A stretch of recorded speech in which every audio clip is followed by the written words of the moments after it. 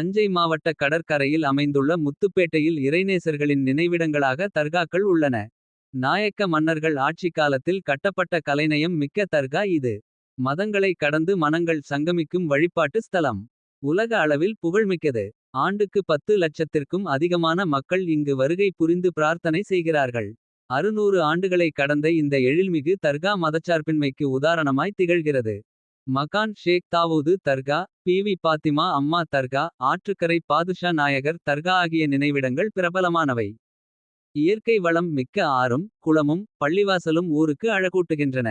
இந்த நினைவிடங்கள் உருவான விதம் குறித்துச் சொல்லப்படும் சம்பவம் வியப்பளிக்க கூடியது.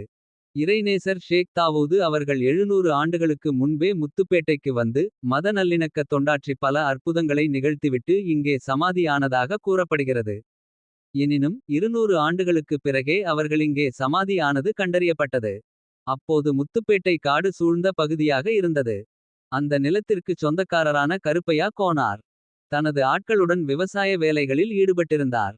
அப்போது ஏர் முனை ஓர் இடத்தில் தட்டுப்பட்டு அங்கிருந்து இரத்தம் பீரிட்டு அடித்தது. அதைத் தொடர்ந்து அவருடைய கண்கள் பார்வையிழந்தன. பதற்றமடைந்து வீட்டுக்கு கூட்டி சென்றார். கண் பார்வை போய்விட்ட கவலையை கருப்பையாவினால் தாங்கிக் கொள்ள முடியவில்லை. ஆழ்ந்த வருத்தத்துடன் உறங்கச் சென்றார். ஒரு கனவு கண்டார். கம்பீரமான ஓர் அரபு பெருமகன் காட்சியளித்தார். அன்று காலை நிலத்தை உழுதபோது ஏர் முனை பட்ட இடம் தமது உடலே என்று சொன்னார். அந்த இடத்தில் தாம் அடக்கமாகி நீண்ட காலம் ஆகிறது என்றும் தெரிவித்தார். ஷேக் தாவூத் என்பதே தமது பெயர் என்றும் கூறினார். உனது கவலைகள் நீங்கும். கண் பார்வை கிடைக்கும். நாச்சிகுளம் கிராமத்தில் கபீர் கான், ஹமீத் கான் என்ற இருவர் இருக்கிறார்கள். வட நாட்டைச் சேர்ந்த அவர்கள் இருவரையும் நேரில் சென்று அழைத்து வர விடும். நீங்கள் மூவரும் திரும்பி வந்து பார்க்கும் சமயத்தில் இரத்தம் பீரிட்டிருந்த இடத்தில் 2 முனைகளிலும் மலர்கள் பூத்திருப்பதை காண்பீர என்று கூறிவிட்டு அந்த பெருமகன் மறைந்தார். கனவு கலைந்தது. கருப்பையாவின் துவாக்கமும் கலைந்தது. கண்ணை திறந்து பார்த்தார். பார்வை கிடைத்துவிட்டது. மகிழ்ச்சி பெருக்கில் கனவு காட்சியை மற்றவர்களிடம் விவரித்தார். கனவில் பெரியவர் கூறியபடி 3 பேரும் முத்துப்பேட்டைக்கு வந்தனர். கருப்பையா கோனார் தமக்குச் சொந்தமான அந்த நிலத்தை ஷேக் தாவூது மகான் பெயரில் தானம் செய்து கொடுத்தார். மக்கள் அதிகமாக வரத் தொடங்கியதால் அங்கு ஒரு தர்காவை கட்ட முடிவு செய்தார்கள். அதன்படி 77 முழ நீளம், 29 முழ அகலம், 8 முழ உயரமுடைய 4 பக்கச்சுவர் அமைக்கப்பட்டது. 15 வளைவு மண்டபங்களும் கட்டப்பட்டன. மலர் அடையாளம் காணப்பட்ட இடம் அடக்க ஸ்தலமாக்கப்பட்டது. ஷேக் தாவூது மகானின் சரித்திரம் பற்றிய நூல் எதுவும் கிடைக்கவில்லை. எனினும் அவர்கள் பனி இஸ்ராயில் குல மரபைச் சேர்ந்தவர்கள் என கூறப்படுகிறது. யாகூப் நபியின் வழித்தோன்றல்களே பனி இஸ்ராயில் என அழைக்கப்பட்டனர். ஷேக் தாவூது அவர்கள் நாகூர் ஷாஹுல் ஹமீது நாயகரின் காலத்துக்கு முன்பே வாழ்ந்தவர். அதனால் முத்துப்பேட்டை மகானை நாகூரார் புகழ்ந்து போற்றியதாகச் சொல்லப்படுகிறது. முத்துப்பேட்டை இறைநேசர் தலைசிறந்த மருத்துவராக விளங்கினார். மருத்துவர்கள் புறக்கணித்த நோயாளிகளை அவர் குணப்படுத்தினார். செய்வினை, சூனியம், சித்த சுவாதீன இழப்பு, பிள்ளைச் செல்வமின்மை ஆகியவற்றால் பாதிக்கப்பட்டவர்கள் தர்காவில் தங்கி பரிகாரம் பெற்ற. தர்காவில் தங்குகிறவர்களின் கனவில் ஷேக் தாவூது அவர்கள் தோன்றி அறுவை சிகிச்சை செய்வதாகவும். அதற்கு பிறகு அவர்கள் குணமடைந்து செல்வதாகவும் கூறப்படுகிறது. அறுவை சிகிச்சையின் போது உதவிபுரியும் தாதியாக ஒரு பெண்மணி தோன்றுவார் என்றும் சொல்லப்படுகிறது. முத்துப்பேட்டையில் அடக்கமாகியுள்ள பாத்திமா நாச்சியார் எனும் இறைநேசச் செல்வியே அவர் என்று நம்புகின்றனர். பாத்திமா நாச்சியாரின் நினைவிடமான தர்காவும் முத்துப்பேட்டையிலுள்ள முதலை முடுக்கில் அமைந்துள்ளது.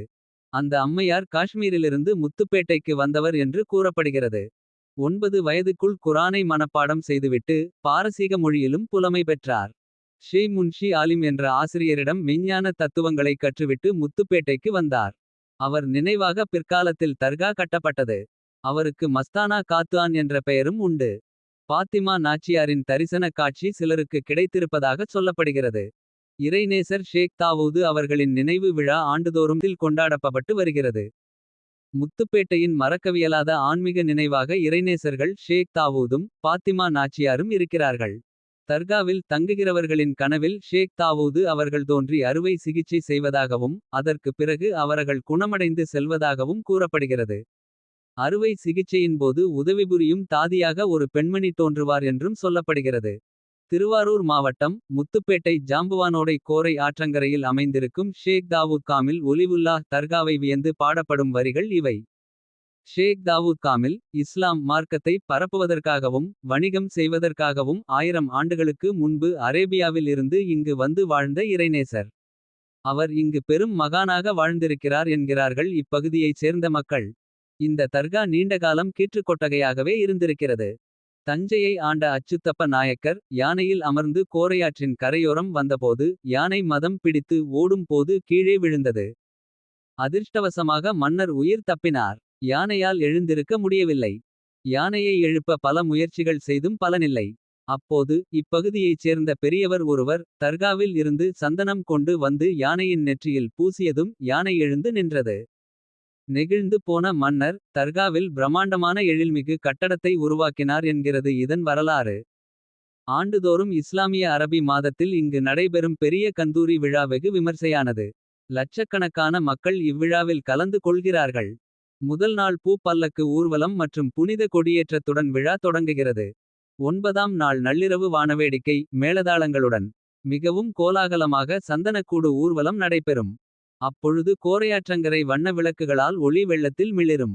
கண்ணாடிகளால் அலங்கரிக்கப்பட்ட சந்தனக்கூடு ஊர்வலமாக கொண்டு செல்லப்பட்டு ஷேக் தாவூத் காமில் ஆண்டவர் சமாதியில் சந்தனம் பூசும் நிகழ்ச்சி நடைபெறும்.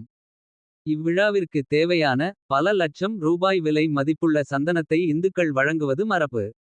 அனைத்து தரப்பு மக்களும் இதில் கலந்து கொண்டு பூச்சுரிவார்கள். 14ஆம் நாள் கொடியிறக்கத்துடன் கந்தூரி விழா நிறைவு பெறும். விஸ்வ கர்மா சமூகத்தைச் சேர்ந்தவர்கள் தர்காவில் சிறப்பு வழிபாடு செய்து வழங்கும் கொடி இது.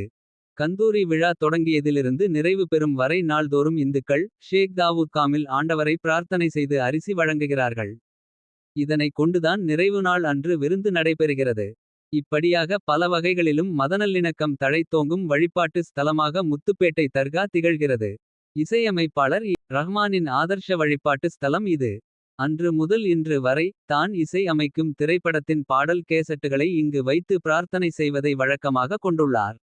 வழிபாடு செய்வதுடன் நூற்றுக்கணக்கான ஏழை எளியவர்களுக்கு விருந்தளிக்கிறார்.